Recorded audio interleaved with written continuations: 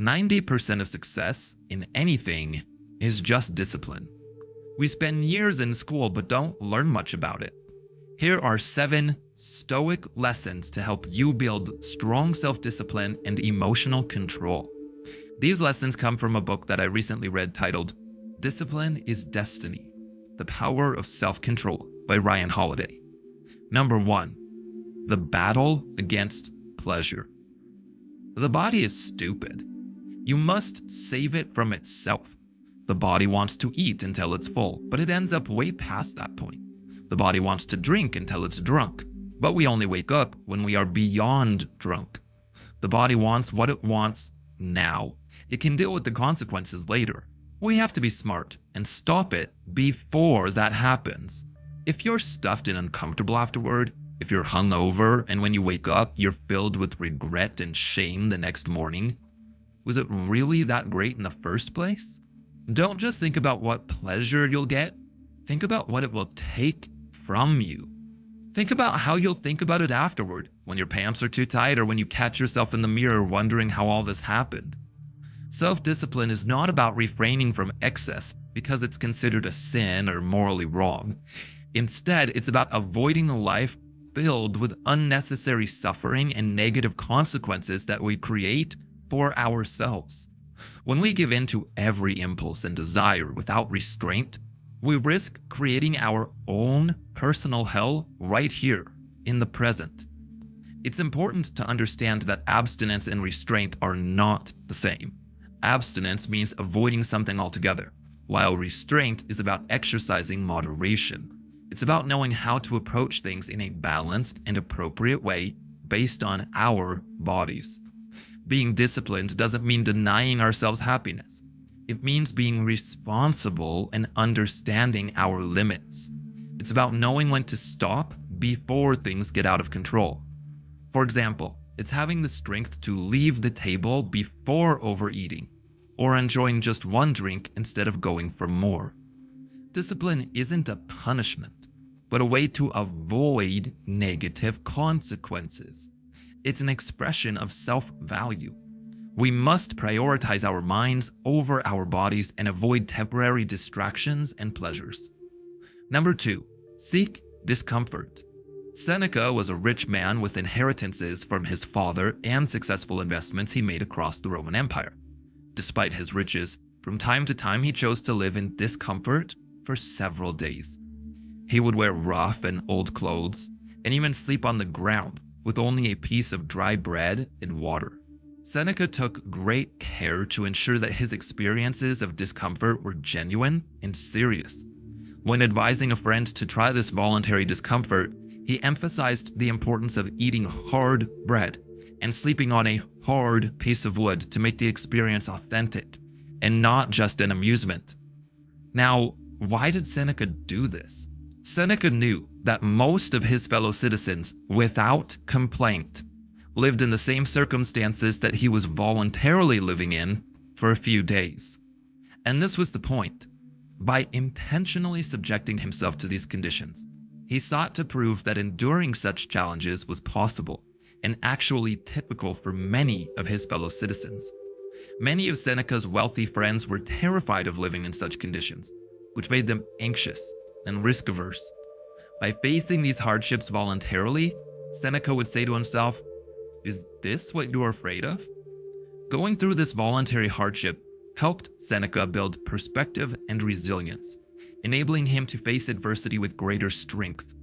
Ultimately, this practice even saved his life when the Emperor Nero became unstable. Seneca offered all his wealth for his freedom. Nero was shocked, and he couldn't believe someone would give it all up. In contrast to Seneca's approach, many of us avoid anything uncomfortable. We believe that success means never struggling and always having what we want at our fingertips. Why be cold when we can turn on the AC? Why carry heavy things when someone else can do it for us? Why walk when we can drive? We don't realize how dependent this makes us.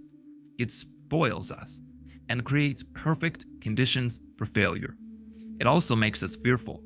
We get addicted to our comforts and then we fear losing them. But some people value discomfort. They challenge themselves by running marathons, sleeping on the ground, lifting heavy things, or enduring manual labor. Seeking pain toughens us up and makes us less afraid of challenges. Self-discipline starts with our bodies, but it does not happen automatically. We must expose ourselves to challenges because life will bring severe discomfort someday. We must be prepared. Those who can handle tough times and accept the change are harder to defeat and happier overall. We should be moderate now when times are good, because good times never last forever. Number 3, quit being a slave. Dwight Eisenhower achieved great things in his life. He fought in battles, defeated the Nazis, occupied Germany, wrote his memoirs, and became rich. But in 1949, Eisenhower faced a new challenge, conquering himself. He had a habit of smoking 3 to 4 packs of cigarettes daily for 38 years, and he knew it was time to quit. Although it may not seem like a big deal compared to his other accomplishments, anyone who has struggled with addiction knows how tough it can be. But Eisenhower had incredible willpower. He decided to quit smoking cold turkey. He said, "The only way to stop is to stop." And he never touched a cigarette again. No one forced him to quit. It was his personal decision. He believed it was his duty to take care of his body and protect his health. By conquering this inner demon, he added years to his life. With a strong and healthy body, he could continue to serve the world. He led NATO and eventually became the President of the United States during a challenging time. In today's world, we can get hooked on various things like cigarettes, soda, TikTok, Instagram, or playing video games. It doesn't matter if these habits are considered acceptable or not. What's important is whether they are good for us. Just like Eisenhower's smoking habit was harming him slowly, many of our habits might be doing the same without us realizing it. But even if they don't harm us, why should we let these habits control us? Why should we take orders from our belly? We should be the boss. Neither the body nor the habit can be the boss.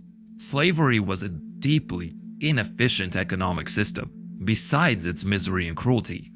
Why would you choose to be a slave to your habits? Here's a simple test. If these things were introduced to you today, knowing all the risks and consequences, would you still start using them? Would you still smoke, drink, or pursue a lifestyle if you knew it would lead to unhappiness in the long run? Just because you started in the past doesn't mean you must continue now. You have the power to choose differently. No matter how powerful you are, there might be some bad habits you're struggling with right now. But the good news is, it's never too late to beat them. Take inspiration from Eisenhower, who quit smoking at the age of 58. What counts is not how long you've had the habit, but what you choose to do about it today. Choose to stop now. Choose to stop being a slave. Number 4, avoid the extra. Cato the Elder was known for his remarkable frugality. He lived a simple and humble life, never wearing expensive garments or spending extravagantly. He would drink the same wine as his slaves and often worked alongside them in the fields. Cato's philosophy of minimalism extended to his home as well. He lived in a modest house, taking inspiration from his hero, Manius Curius. When emissaries were sent to bribe Curius during the height of his power, they found him in his kitchen boiling turnips. His simple lifestyle showed them he didn't care about getting rich. He couldn't be bought with money. Similarly, when Cato was offered expensive gifts or rewards for his political work, he declined them because when we desire more than we need, we make ourselves vulnerable. Being a little hard on ourselves makes it harder for others to be hard on us. Being strict with ourselves takes away others' power over us. Another excellent example of the power of simplicity can be seen in the boxer Reuben Carter. During his unjust imprisonment, he deliberately lived with very few comforts.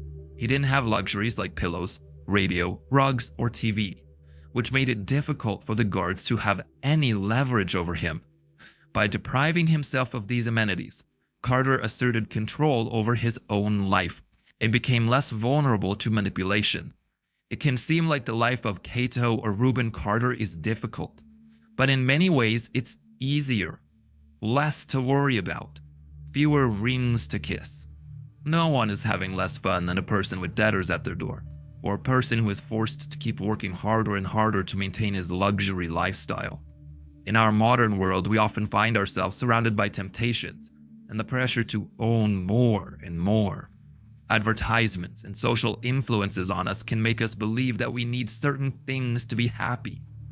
Ask yourself, haven't I and humanity survived quite a long time without this? How long did the happiness last the last time you bought the thing you craved for? This new thing you crave will not make you happier either, because the last one didn't. If you need proof, go check your wardrobe. Think about how happy and content you were with less just a few years ago. Do you look back at those younger years and feel bad for having less? Probably not. Those were the happy days. You almost miss them now. Things were simpler and cleaner. Here's a powerful secret. The less you desire, the richer, freer, and more powerful you become. It's that simple. Number 5, slow down to go faster. Octavian became Julius Caesar's heir when he was only 18. A year later, he promised Rome's leaders at the Forum that he would reach the same heights as his adoptive father. Despite his ambitious plans, he didn't hurry. Instead, he took a slow and careful approach, learning from his Stoic teachers Athenodorus and Arrius Didymus. Octavian co-ruled with Mark Antony for a decade and then led the Senate for almost 5 years before finally becoming Augustus Caesar in 27 BC. His journey to power was slow and intentional. When Octavian took control of Rome, he transformed it from a city of bricks into a grand empire of marble. This transformation didn't happen overnight. It required time and attention to many small details. Octavian's approach teaches us the value of disciplined pacing and the importance of getting things done properly. Hustling doesn't always mean rushing. It's about getting things done properly and efficiently. It's okay to move slowly, as long as progress is steady and consistent. We must manage the impulse to rush, both in response to external pressures and our own eagerness to dive into action. While this eagerness is valuable, it needs to be properly channeled. If not managed well, it will quickly turn from an asset into a liability. Number 6. The difficult life is the best life. King George IV was famous for his love of food. He would have a massive breakfast with pigeons, steaks, wine, and brandy. Over time, he got so fat that he was afraid he might not be able to breathe if he lay down to sleep. Even signing documents became a challenge, and he had a stamp made for his signature so that he didn't have to move much. Despite his responsibilities as a king, he ignored his duties and fathered several children outside of his marriage. He seemed to believe that he was above the rules of health and mortality. He thought his body could endure endless abuse without consequences. However, his careless lifestyle caught up with him, and on a summer night in 1830, at 3:30 a.m., he faced his death. He was surprised to realize that he was dying and shouted, "Good God, what is this?" Recognizing it was death, he grabbed the young servant's hand and said, "My boy, this is death." It was as if he was shocked to find out that his poor health habits had finally led to his death. Compared to King George's self-destructive lifestyle, let's turn to the inspiring example of President Theodore Roosevelt. Once, Theodore told his father not to scold him or he would have asthma, and on many nights, he did. Despite being born weak and facing health issues like asthma and poor eyesight, he chose a different path. He embraced the difficult life and made physical activity a priority in his life. Encouraged by his father, he engaged in various physical activities like rowing, boxing, wrestling, hiking, and football. He believed in pushing himself to be active and energized throughout his life. Even when he became the president, he continued his commitment to exercise, making time for a couple of hours of daily physical activity. A couple of hours each day as the president. Who do you think felt better when they woke up in the morning? The lazy King George or Roosevelt? Roosevelt's example is a powerful reminder that being active and embracing the tough life can lead to achieving great things. We are meant for more than just existing and looking for pleasure. Nature has given us amazing gifts. We are incredibly evolved beings at the top of the food chain. Will you let your abilities waste away? Today, many young Americans can't join the military because of health or fitness issues. Being careless with our bodies is not a joke. It's a matter of national security. If we want to be great and productive members of society, we must take care of our bodies. It's not just about the gym. It's also about what we eat and avoiding harmful substances. Our bodies are like high-end race cars, and we need to fuel them properly. Life is full of problems and tough situations. Sometimes our work might not go as planned, and we might face difficulties. However, when it comes to exercising, we have the power to control it. We can choose different activities like swimming, weightlifting, jiu-jitsu, or long walks, but the key is to be active. Self-discipline is not about saying no to pleasure. Pleasure is the reward for our efforts. Taking care of our bodies, controlling our desires, working hard, and exercising is not a punishment. It's the way we earn the pleasure. Number 7. Silence is strength. The Spartans were known for their courage and strength, but they had another impressive quality. They were masters of self-discipline when it came to speaking. They had a way of using a few words to make a big impact. When threatened by powerful enemies, they responded with short, powerful words, showing that they were not afraid. For instance, when told that Xerxes' arrows would block out the sun, Leonidas replied, "Then we shall fight in the shade." When another conqueror threatened to slaughter every single Spartan soldier if they breached their walls, the Spartans simply replied with one word: "If." They never used two words where one would do. They never used unnecessary words, never overshared, and never talked just for the sake of it.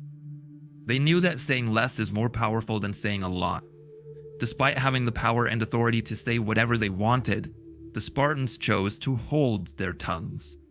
They didn't feel the need to prove themselves by talking constantly or engaging in pointless arguments.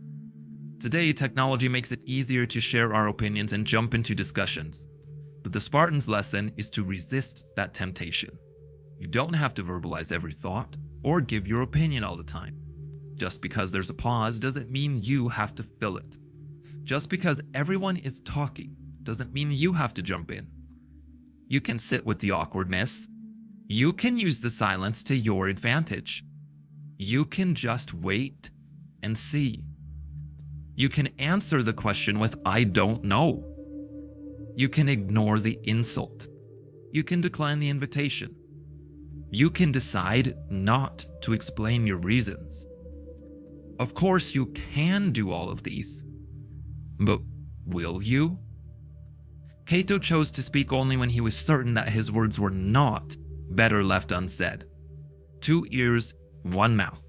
Zeno would remind his students, respect that ratio. Always regret what you didn't say, not the other way around. Let them wish you talked more. Thanks for watching, and have a great day.